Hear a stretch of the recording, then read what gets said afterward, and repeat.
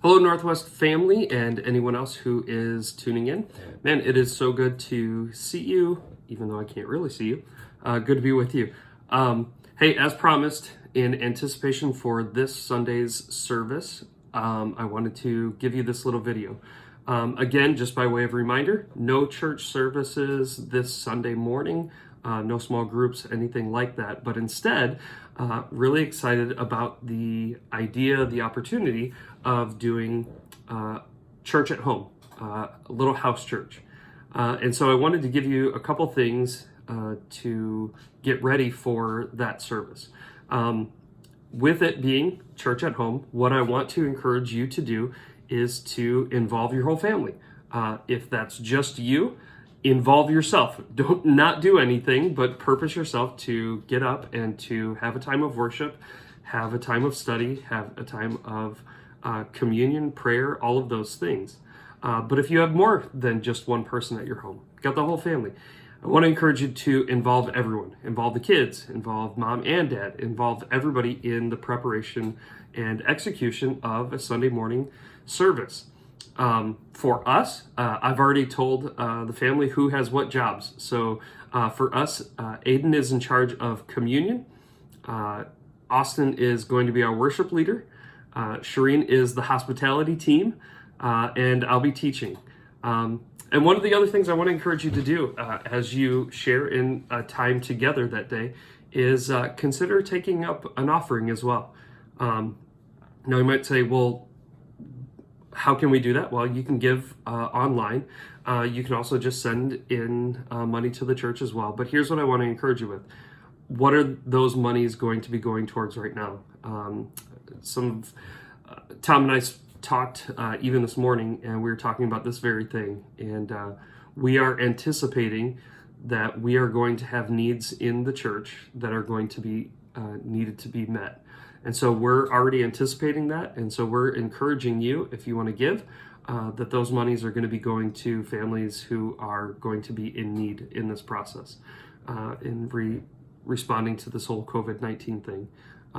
We know some of you are already experiencing stresses from work and not working and food needs and those type of things. And so when you give right now, those monies are going to be going that direction. And so we just want to encourage you to consider that.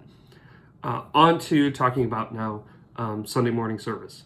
So here's what we're going to be doing. In the weeks leading up to Resurrection Sunday, which is about a month away, we want to look at maybe a little series called Lead Me to the Cross. And so we're going to be looking at all of the events that are leading up to the death, burial, and resurrection of Jesus. And so we'll start this week with the triumphal entry. And along with this video, you're going to get a little bit of an outline over what to kind of cover and what to talk about in this topic.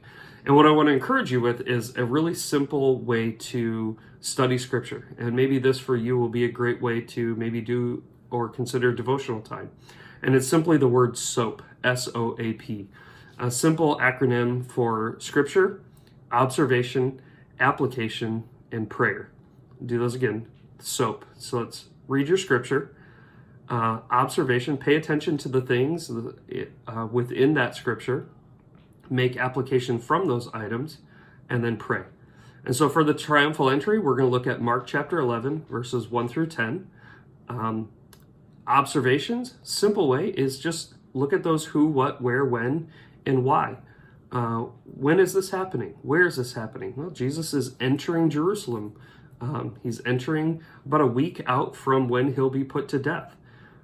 Who's there? What's going on? The disciples. It's Jesus. There's a Colt. There's this crowd that gathers. Why? What are they doing?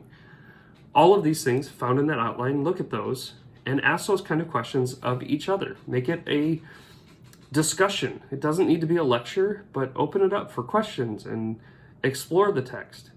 And then make some applications in there. And I've given you a few things to maybe consider. And then also pray. Pray together as a family. Maybe assign each person in the room something specific to pray for, but pray together. And then share in a time of communion. And if you don't have grape juice and unleavened bread, that's okay. Make do with what you have and specifically have a time of remembering the sacrifice of Jesus for all of us. And then again, conclude your time together in prayer. And don't forget to worship. Use YouTube. Use your favorite CD. Use whatever songs that you want, but have also a time of praising and singing as a part of your time. And here's what I want to encourage you. Somebody take a picture of your gathering.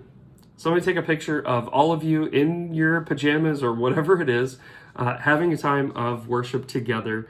And then I'd love to hear those stories. You can post those stories on the Facebook page. You can email those in, whatever you want. And we just want to hear those. We want to see those pictures and share in this time.